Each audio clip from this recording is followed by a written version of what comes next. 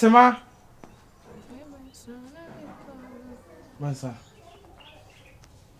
Now what is it? Now, Tima, we are on Tia Hanoma to our own side.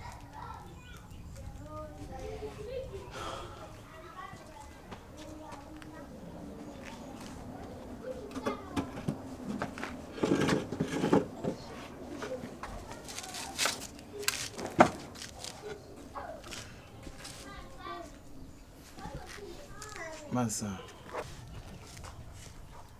She. Me de okesi din de esra. Emma ne ye bia me ma me ye emma sebi. Odo na wo me no ntem no nye de entity. Esra, de si e ma ye pasa. Me am wo shoes man ka de wo ye the same thing am so me de me. She. De bia me catch us say ade bia ebe wi nkunimdie no bonyono bi ye de eba tam no say ye wo me papa nhira nko ade embo so what I say emma me ma me hwehwe ane nyoma bi oye no emma separation ni de emba Akosi men so mi mu masa timi men so mi mu sorry call me pa chomansa sorry call me sorry nko na me nko he Kofi. Mansa ni de o pamo me se me nye de me ko. Akwesi kofi men so mi mu akwesi men ben mi. Men ben mi kofi. Mangadi. Tima. Now ko he. What's me ko he? Yes. O mu se mi suja. Tima ka twa ni se mi se on sorry free hand ko mi pese. Ene so da ya busa kwesi so. On sorry nko. Misuja osime ko wa he. Debi timi. Se me buy obi eni fi enti usudwa me nim be bia wo kofa eja no whatever enti se me bisa wo se wo kon he. Tima. Tima hey. Mesro. Ka twa ni pam no. Ka twa ni se mi se on free hand ko mi pese me hu. Tima mesro. Ka twa ni se on ko. Tima. Unko ani ni pa me nim se me kasa we de what tima se. Mesro. Mani hu how me feel mani hu de we a me si aye. Mesro. Me pacho. Mesro. She ne me ma me yen eye huhu ko mo hwe fel so mo ba me papa je mo de mo hwe o e de me ni efra na me nye ni de me enu sa word na me pese o betin me so mi mu me pese o beso mi mu me fa won ka me akwesi mi si me so mi mu me so mi mu de Mansa de asem o se enso me enso ni de kasa enso ni Mansa sorry free me chen kra Abuja for na mo hoye de sorry Mansa ada die ne koso papa me si on ko me pese me hu no o hye ma hom tie mo pa mo ni free hanum se nko Mansa nya akoma ya butre oye nipa mo donti no yaba on do me so me ndo no mo on free anko akwesi me se ko man kase ye before yen cancer so what I say Mansa eja osa obaha na na mama be ye bo obo me pa mama na bom pa be ti o didi ya tem ne ade be twe akwesi ko hasa ne ye nkura bi ana ye ni pa ya hom ti ye sa no so be ha no o ni pa me de she na me be na enye wudu bre ma ba to se na ni da koto bojem papa me se mo pa mo akwesi odi akwesi Mansa mami nkasa wi akwesi obeko odi e me ne kasa wi obeko yes pa mo akwesi akwesi wo yes me mpamo wo de ko eja yes me akwesi fi ha ko me se ko oh Mansa papa mani fi ha ko Mansa to boase wo de tenase Mansa tenase papa onko obeko wo de tenase mebu no o de Mansa bo me tra me me amin se ko me pese me hu ko me ne be kasa fi ko akwesi ko me se fi ha ko fie o ko ni fie me pese me hu no ko wo she me ni bre me se fi ha ko ne be kasa akwesi ko fie na ni je nti wo de command na why emre pam no waba why wa na ni je nti so wo do me tini mo pampan ko pamo no Mansa me se mo mani ko she me ni bre wo de ko aso mo pampan tele ko waso te pampan wo ama wo man su mi sei asa be ne nya Mansa. Nya abotre wati. Papa. Woni me ne maame ne beye wa ha no mo. Wo wa ha kranka. Ada mi nya nipa na papa. Wo ye nipa. Nti afa ya den. Afa ya den. Nya botre. Amena na mene ba kwa akokasa. Me jaya kwesi. Wajam. Eyo wakoma mu saade. Mansa. Eyo bufu na de kasa. Papa ne maame obesa mase egu ofie hanum de yo de yete mapa. Oza akwese no do. Osi ompene maame ne ka sa ompene ne wanti ana na woni ha bi. Ade na wo yesa.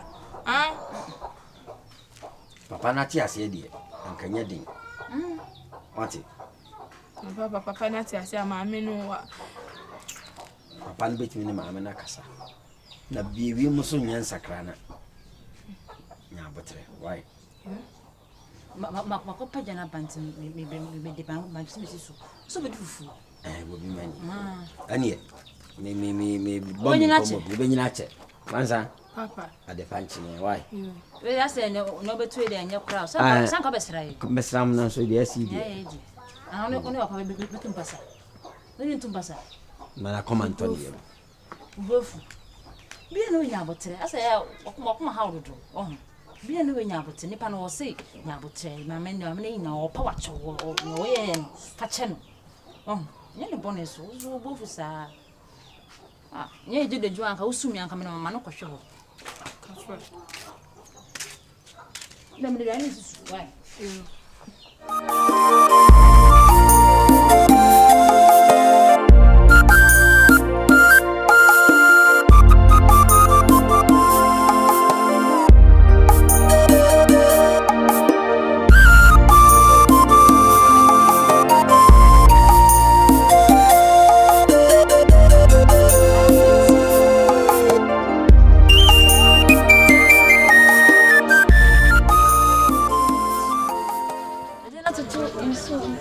Mangadu. Na poma. I said, Umura no for me say. Why mre? Efiti na sende si wo honom no amami amende me ho sa so that say. Catch us say entro enyumra meet da na. You are seriously. One last time photo shoot bi na me wa mo ye no.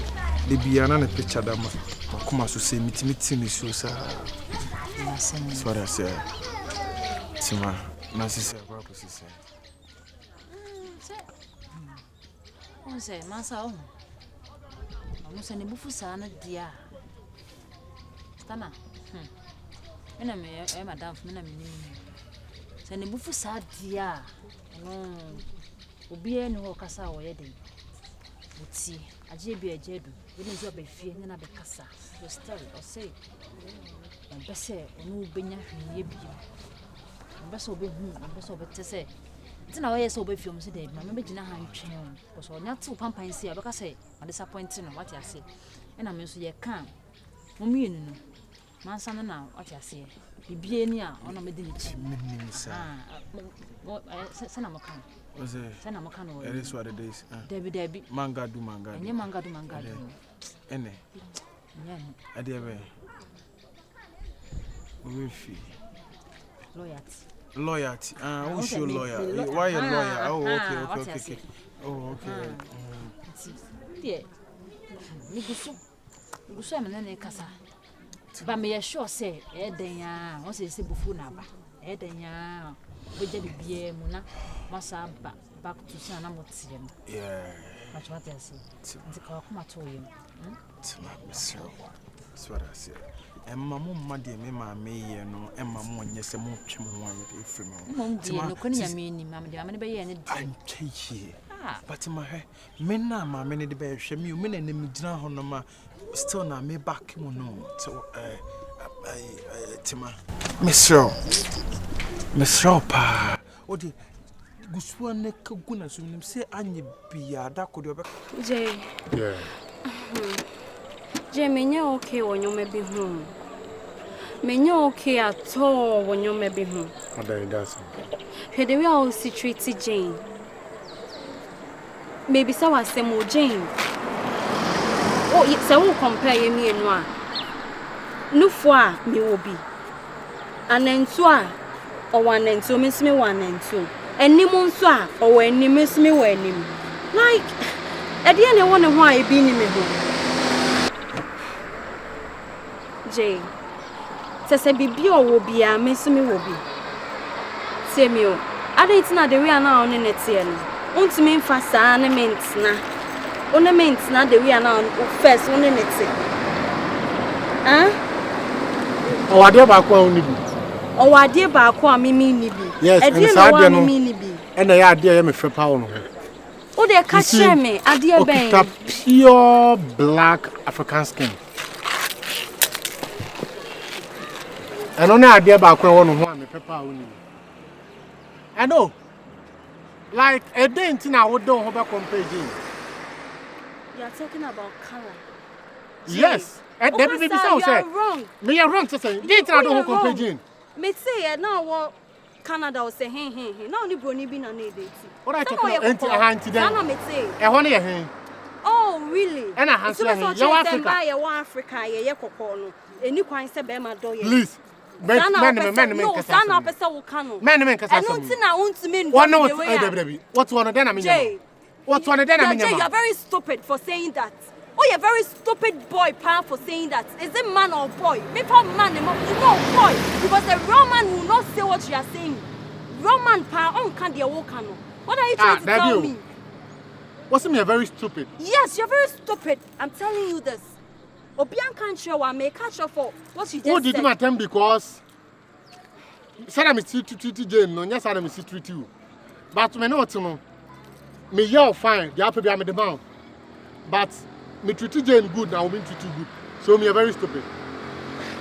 Isn't it? You have me right. I say my fear kwesi. Mansa me nyoma ni na ye basa. Do you know say na nka say me call London? That's what I say. Do go kwajano. Me so fancho. I will never go. Once Queen Elizabeth yen bike, I should go to London. But due to onuntinu, once I no answer na apply visa man no. I bet take it so many times. So I have to put a stop to it, innit? You feel it? I feel it. It's Mr. I'm not being myself. Trust me. I'm being raw. Yeah. I got to be full. Yeah. That's what I said, Mr.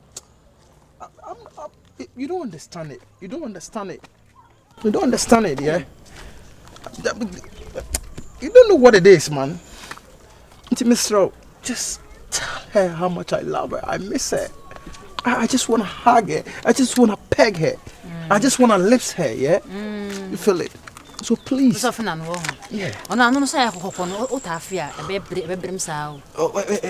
I just feel it. Oh, nah, man, nah. Maybe just a peg. I don't do that because I respect her. I don't want her to think about say because of no. I've make a vow. Why? Why?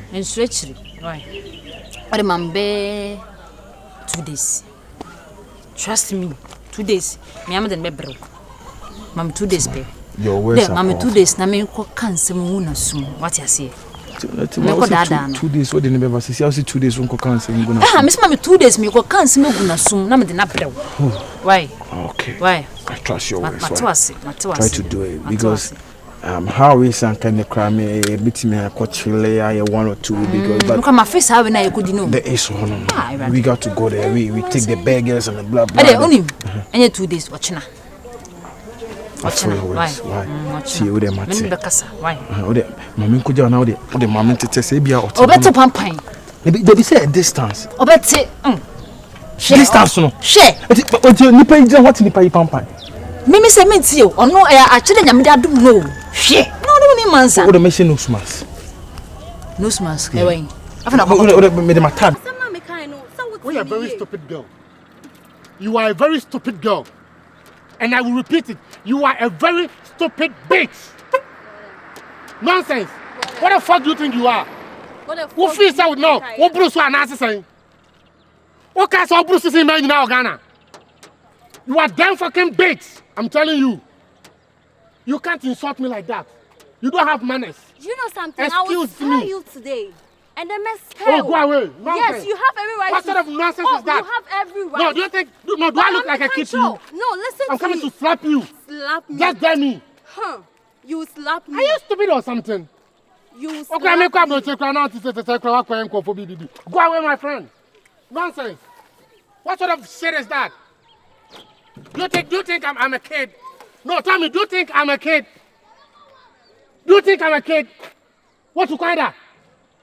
I've been in the state for years, and you are coming to insult me all because of. Hey, don't. I should take you home. Take me home and let me go. Just take me home.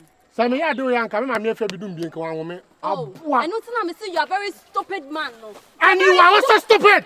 Nonsense, idiot. Because dirty guy like you. Go away.